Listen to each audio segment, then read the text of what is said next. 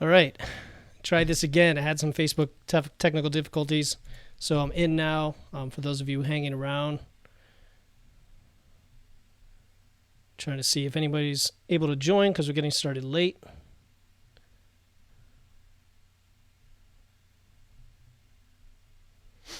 All right, gonna try to monitor this here on my phone. We got one viewer. All right.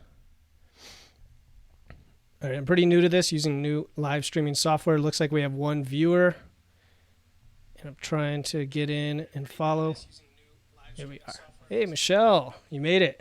All right, so I don't know how many others are going to join, given that I had issues here. The thing with Facebook is if you set it to go live automatically, it apparently doesn't work. So you have to turn that off and then manually get it going. So we'll see if a couple others join. This is the very first stream, very first live stream for the Facebook community here. So if you're on, feel free to love the video. And we'll see if anyone else joins. If not, it's all good. This will be recorded for posterity, and we could share it in the future. People could get the benefit.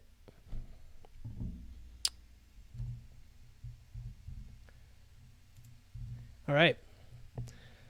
So let me know if you're watching live, if you're live by commenting #live, or if you're watching the replay, comment #replay, and then awesome. Hey, Elaine, good to see you. Thanks for joining. Thanks for the support. Appreciate it. You guys hear me okay? Looks like you do. All right. All right, so whenever you're watching this, I'm really stoked that you're joining me, investing time in yourself to improve your health and nutrition. Yesterday was a really nice day here in New England. We had some sunny, seasonable weather, and my wife and kids and I, we decided to put together a hammock in the backyard. And, you know, these instructions aren't always super clear. So, of course, the first way we put it together looked like it would be a 30-foot wide hammock. And we realized we had to turn the bases by 90 degrees. And we did that. We set it up. And then my kids and I, 2 daughters, 8 and 10, we decided to jump in, read a book for about an hour, get some vitamin D. And among all the hustle and bustle of the week, you know, I realized this is what it means to invest in yourself, to take care of yourself, take care of your nutrition. So I just wanted to share that story before we get started. And last but not least, we're going to record this to become the next podcast episode of Wits and Weights. So we're going to get started here in a second. I'm making sure I'm recording audio, and I am. All right. All right. Hello, everybody. Welcome to another episode of Wits and Weights. We are also streaming this live on Facebook. So if you want to watch future episodes live, just join our Facebook group using the link in the show notes. As always, I am your host, Philip Pape. I'm the founder of Wits and Weights Nutrition Coaching. And if you enjoy the show, if you enjoy the podcast or the videos and you find it valuable, educational, maybe mildly entertaining, please consider submitting a 5-star review for the podcast or share the group to make sure others can find the show and they can also benefit it from the content as you have. Also, if you know someone who could use some of these strategies that we share to work on their fitness goals, their health and fitness goals, you find an episode that they'll really enjoy, tell them about the podcast. You can take a screenshot of the episode, tag me at Wits and Weights, and post it to your story. Okay, let's jump into today's topic, which I'm very excited about, which is how to minimize fat gain and get lean using cuts and bulks. Now, if I told you that you could be in a calorie surplus for most of the year, for 3/4 of the year, and constantly get leaner over the years, would that appeal to you? I know if I talked to my 20-something-year-old self, I would have found that unbelievable, but would have jumped at the chance. I just didn't know what I was doing back then, and I've learned a lot in the intervening years. So today's topic is near and dear to me. It's something that ended many repeated unproductive cycles of crash dieting. It changed my mindset to one of abundance, one of performance, improved body composition. I think it even improved my relationship with food. And of course, it resulted in something sustainable that I could take with me the rest of my life. So today I'm going to show you, we're going to learn how to periodize your nutrition with cut and bulk cycles to get leaner and leaner by minimizing fat gain while maximizing muscle gain. Now, why do we periodize our nutrition anyway in the first place?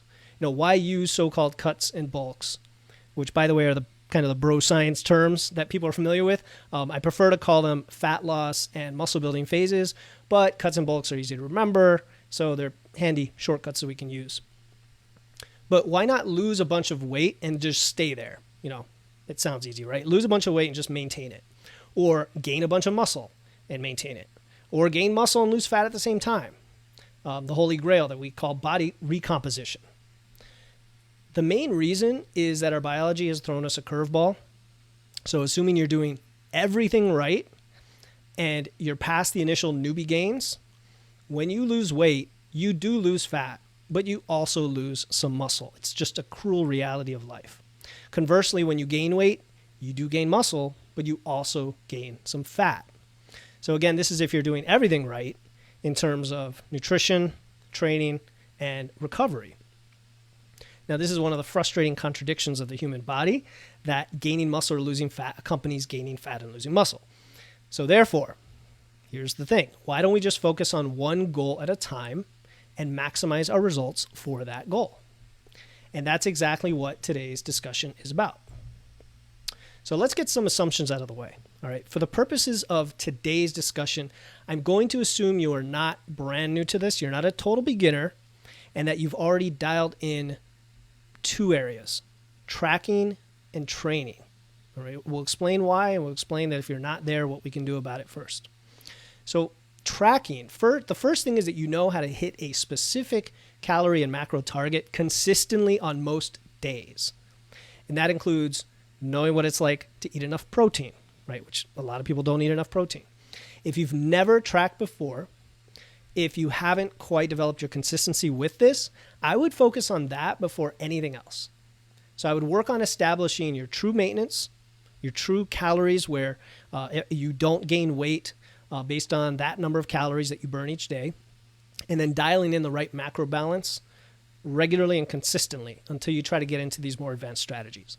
So you can go back and listen to earlier episodes of the podcast, or you can even reach out to me about coaching and we can help you get there. So that's tracking. The second is training. So this assumes you're already resistance training or strength training. You know how to go to the gym 3, 4, 5 days a week on an individualized program based on progressive overload. You know how to train hard to get the proper stimulus for strength and muscle growth. You're using the proper rest periods. You're getting enough sleep. Again, if you're not training or doing it consistently, or if all you do is something like CrossFit or lots of intense cardio or high intensity endurance-based work without strength training using progressive overload, or let's say you only get 4 hours of sleep a night and aren't recovering, go back and let's straighten these out and nail these down as part of our habits before we go into cuts and bulks.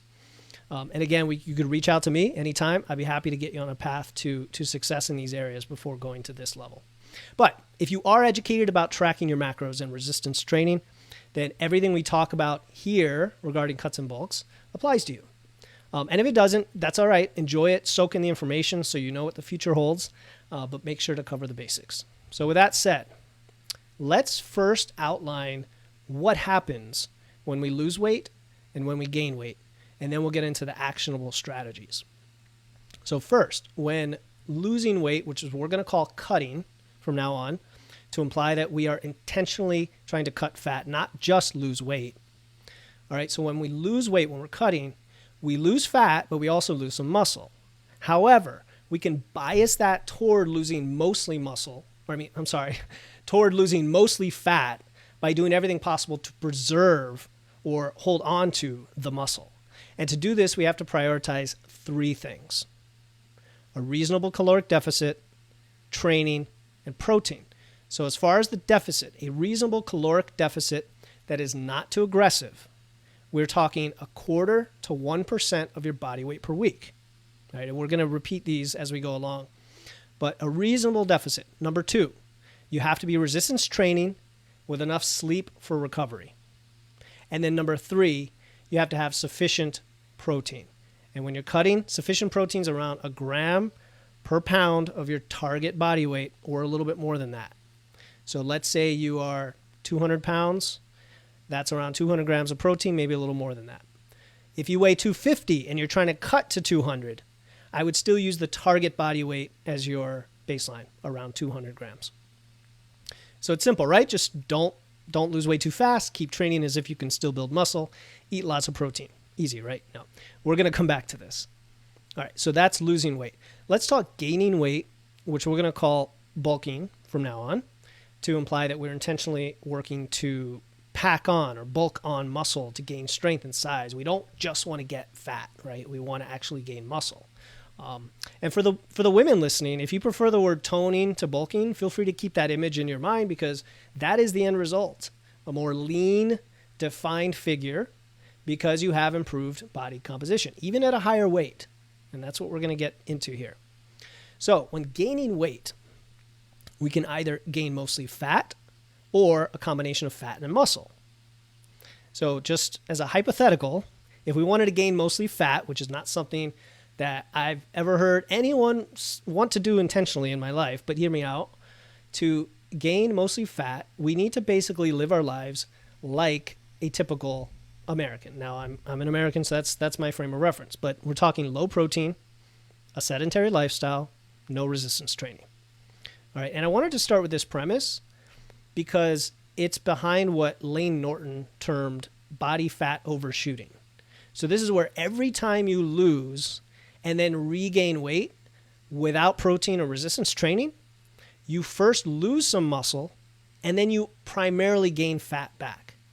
So in other words, you get fatter and fatter at the same weight over repeated cycles of dieting where you're not eating enough protein or strength training. And when I say fat, I don't mean in size, I mean in body composition, meaning your body fat percentage becomes a greater and greater proportion of your overall mass.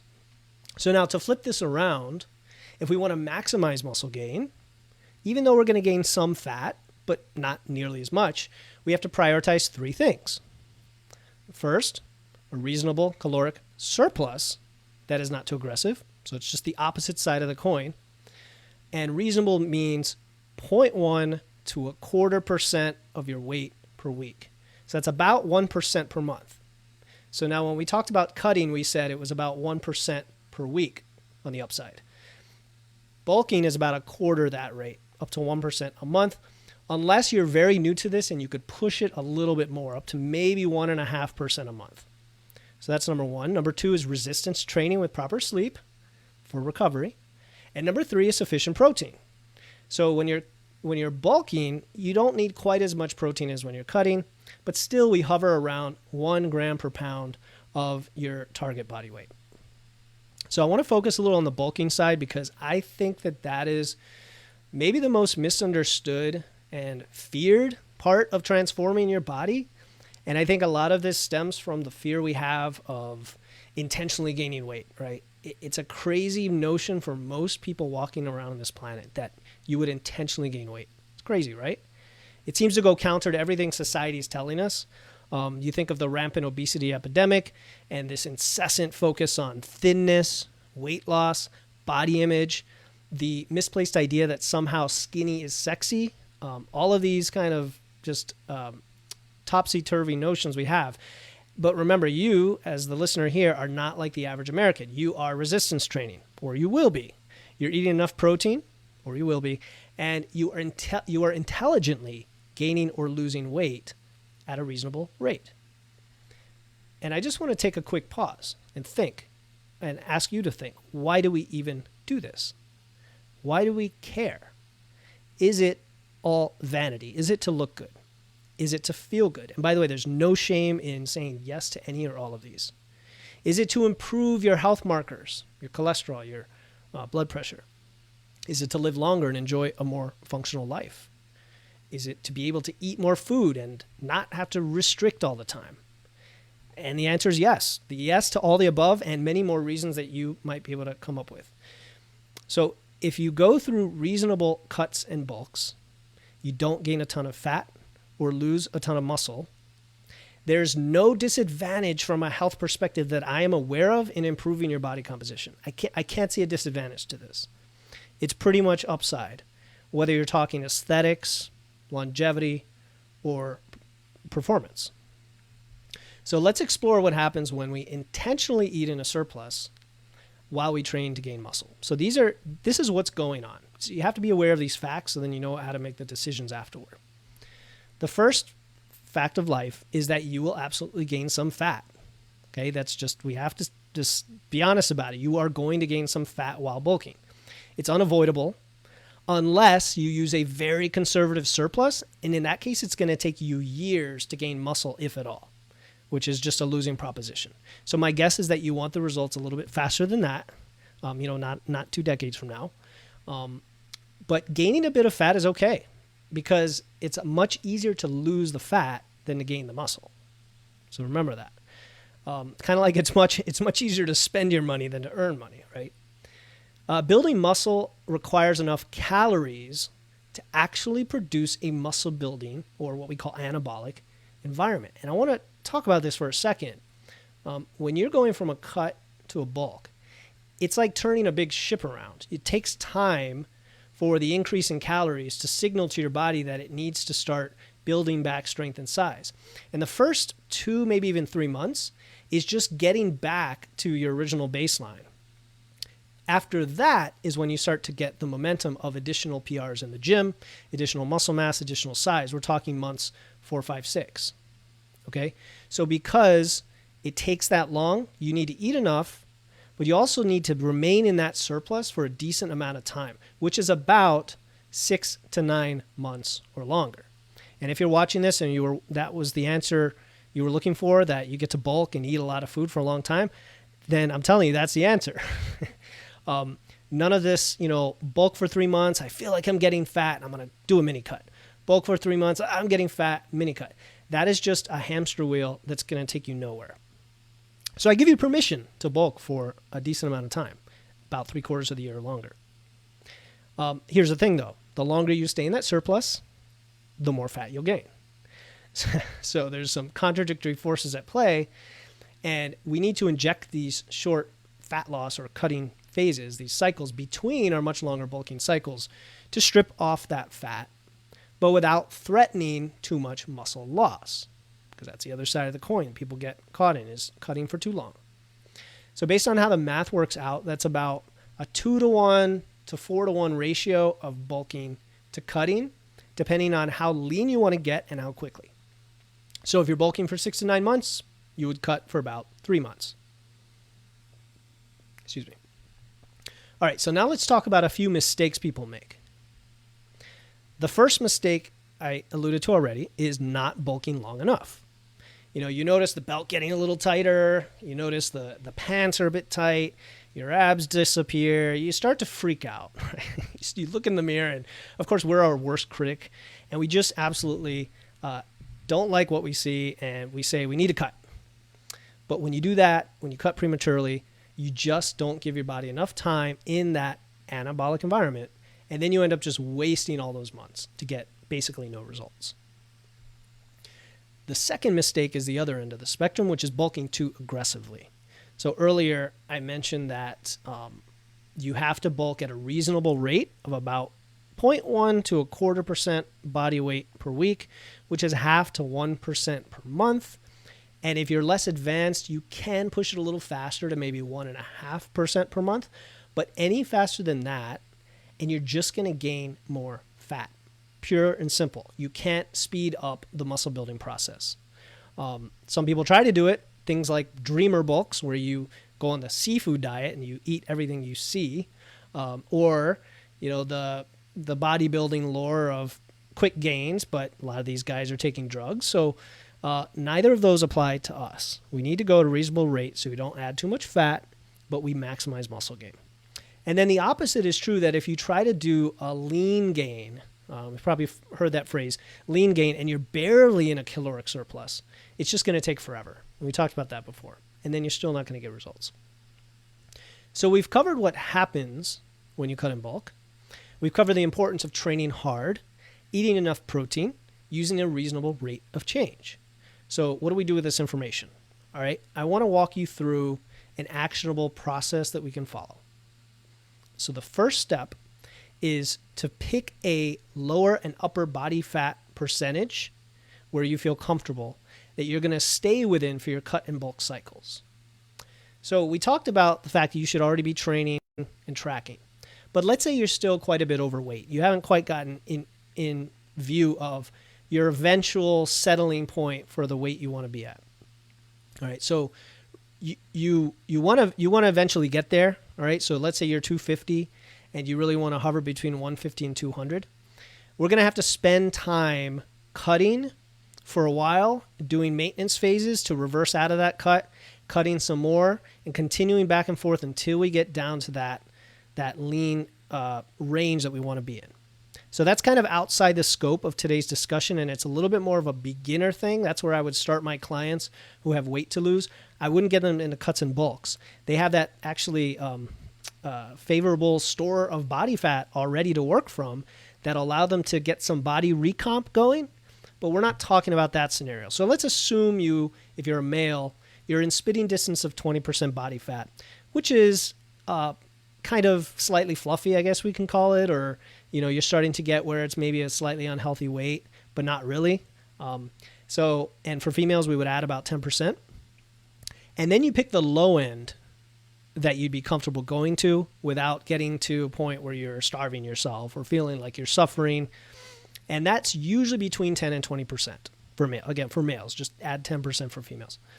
But you might want a tighter window, like 12 to 18%. So meaning, first step is to pick the range of body fat you want to settle within. And if this is your first time, don't aim for bodybuilder level leanness. Don't try to go sub 10% if you're male. All right, just pick something like 12 or 13%. Now, what does this look like? If you don't want to measure, if you don't want to use tools like that or devices, just pick the level at where you might see your abs. That's a good point, right? And that's a good measure for most people. And then on the other end, it's the level where you just feel like you're starting to get a little fat. I mean, let's use subjective things. This is all about what works for us and works within our lifestyle and something we think we can live with. So we're not trying to use DEXA scans and, bod pods and water dunk tanks here. Now, I would use progress photos first, but if you're into data and then you're into measurements, I would suggest Googling the Navy formula, where you can just use a few tape measurements to measure your body fat percentage and then track it over time. And I wouldn't trust the number, but I would definitely trust the trend. So, when you get to the leanest you want to be, when you get to the heaviest you want to be, you'll kind of have a good idea what that body fat percentage is for you. So that's step one. I spent a long time talking about it, but the goal is to pick a range. It might be 12 to 18% that you want to live within. The next thing you're going to do is cut to your lower target. So if you're currently at 16% body fat and your target's 12, your target is I want to see my abs, then you cut to that point. Okay, and again, not like totally ripped and jacked and striated with vascularity, but yeah, I can see my abs. And so what are we going to do? Well, we're going to use a rate of 1/4 to 1% of your body weight per week, like we've mentioned multiple times now. Depending on how fast you want to lose it, how long you want it to take, how much you have to lose, and how few calories you can handle in your diet within your lifestyle. So we're going to go with a simple example. Again, this is all from a male perspective, but same thing applies for females. Let's say you weigh 180 and you want to lose 10 pounds to get to that 12%. And we're going to pick 0.5% a week, kind of in the middle. So that's about a 12-week cut, 3-month cut, which is totally reasonable. So you're going to lose 10 pounds over 3 months. All right, so now you are at your baseline leanness. Here's where the fun begins. Now we can begin the bulk. All right. And the bulk should be anywhere from 6 to 9 months or longer at something like 0.25% body weight per week. But there's a caveat I want to talk about real quick here. When you go from a cut to a bulk, and this trips a lot of people up, you will gain around 5 pounds in the first few weeks. And if you've never done this before, you might freak out, right? And if you have done it, you'll be used to it. But you've got fluid retention, glycogen, gut content, just from all those extra calories coming in. Now, if you use an app like MacroFactor, which is the food logging app I use, shameless plug, discount code Wits and Weights, go download it. The algorithm in that app is designed to accommodate these fluctuations, so you don't really have to game the system or anything. And you can use something like the moving average of your weight and then push past your goal weight. So if your goal is to gain 10 pounds, you're really going to push to like 184, 185 on the scale, where the average has gotten up to about 180. Okay, that 10 pounds. So I'm throwing a lot of numbers at you, but just to simplify, you've gone from 170, okay? You're going to bulk for 26 weeks, which is 6 months, and accounting for that initial weight bump, which you kind of ignore, meaning you're trying to gain 10 pounds on top of that weight bump, you'll be at around 184 pounds. All right, now think about it. We started at 180. We got down to 170 to start. Now we're back up to 184. It's a little bit higher than where we were before the cut, and really it's about the same because you have that extra weight. However, a good chunk of that 14 pounds, maybe 3 to 6 pounds, maybe a little more if you're newer, is muscle. Okay, and that's the key here. You are training hard, you're eating enough protein. A lot of that weight gain is muscle. Versus the average person who just overeats in their day-to-day sedentary life, it's all fat. So now you've gained maybe 3 to 6, 7 pounds of muscle, and then the rest of it's fat. Now we go the other direction. We're going to cut for 3 months. Okay, and after you cut for 3 months, you're going to be a leaner version of yourself and likely at a higher weight. And now this kind of blows people's minds as well when you think of the math, but if you are here to start and you're here afterward, but more of that is muscle, then the percentage of the weight that's muscle is higher. Therefore, the percentage of fat is lower. So you've actually gained some fat and a lot of muscle as you bulk. And then when you cut, you don't really lose muscle, but you lose some fat, right? So your overall, addition of the two gets you to be slightly heavier than you were before, but you're at a leaner body fat percentage. And that's how you look leaner. So you started at 170. Over 9 months, you went from 170 to maybe 175. But all that 5 pounds, or most of it, was muscle. Right? So it's kind of like magic. It's waving a magic wand, and there you go. Extra muscle on your frame. It took 9 months, but it was a fun 9 months because most of it you got to eat. That's the part I enjoy. Eat and train and make progress in the gym, right? So throughout the 9 months, your weight fluctuated by somewhere around 15, maybe 20 pounds. And if you do this slightly more aggressively, or if you're a larger person, you could fluctuate by as much as 20 to 30 pounds. But the end result, and this is what we're looking for, the end result is you're adding desirable, health-promoting muscle tissue to your frame. Pretty cool, right? All right, some final thoughts and things to watch out for. All right, so I was kind of doing a lessons learned here to make sure we've covered everything. The first one is that I wouldn't go much beyond the body fat level you feel comfortable with and is healthy for metabolic markers like blood pressure and cholesterol. And this is probably around the low 20% for males. And you'll know this if you get regular blood work. And I encourage you to do that. Don't just wait for your annual physical, or if you don't get an annual physical and it's been years, I would get blood work. It's pretty inexpensive. Get it when you're at your leanest and get it when you're heavier. And you will see how these numbers change and why it's important to kind of stay in that healthy weight range. So I wouldn't go much beyond that unless you have a specific goal, like you're a power lifter and you need to push it for performance purposes, but then you're going to cut it. I would stay around that upper limit, or no more than the upper limit. The next thing is, as we've talked about on other episodes, metabolic adaptation.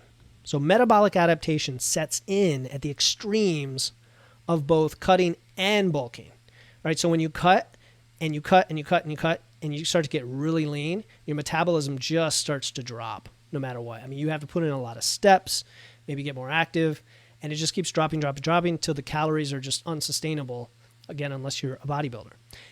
But the opposite happens when you're bulking. Your metabolism actually starts to climb, and you eventually get to the point where you're like, I can't even eat another, piece of food today. How can I possibly 3,500, 4,000, 4,500 calories. So we're trying to avoid these points of diminishing returns, again, unless you're an athlete with a specific goal. Now, if you like making gains in the gym, raise your hand. I do. If you like making gains in the gym, it's much more fun to be in a nice, long, steady bulk for 3/4 of the year or longer. And then you can get the cut over quickly. Here's a little hack, all right, to make this all work even better. Consider timing these cycles so that your bulk overlaps the indulgent part of the year. In the U.S., it's the end of the year holidays like Thanksgiving and Christmas. My birthday happens to be in October, so bam, I've got 3 straight months of enjoyment when it comes to food within my plan and per my calories and macros and all that. But if I time my bulk at that time of year, it's less restrictive than if I were trying to cut at that time of year. And then you could have your cut coincide with the spring going into summer, or vice versa in the southern hemisphere for my friends down in Australia, right? And that's if you're going for that 6-pack look or whatever. You just want to feel better for the beach. Again, no shame in that. And then there's a lot we didn't cover today. There's a lot of nuances like carb and protein timing, distributing protein throughout your day for muscle protein synthesis, a lot of nuances that we cover them in other episodes. We'll cover them in this community. And of course, again, a shameless plug, a good coach can help with all of those as well. All right, so let's recap to make a long story that hopefully wasn't too rambling and you found valuable. Let's make it short here. All right, number 1, train hard. Always train hard. Pretty much train hard the rest of your life. It's fun once you get used to it, you get good at it. You're just going to feel great. And of course, it helps you build muscle. Train hard. Number 2, get enough sleep. This is like the most neglected aspect of nutrition, in my opinion. Even I, struggle with this a lot because we don't give it as much credit as it deserves.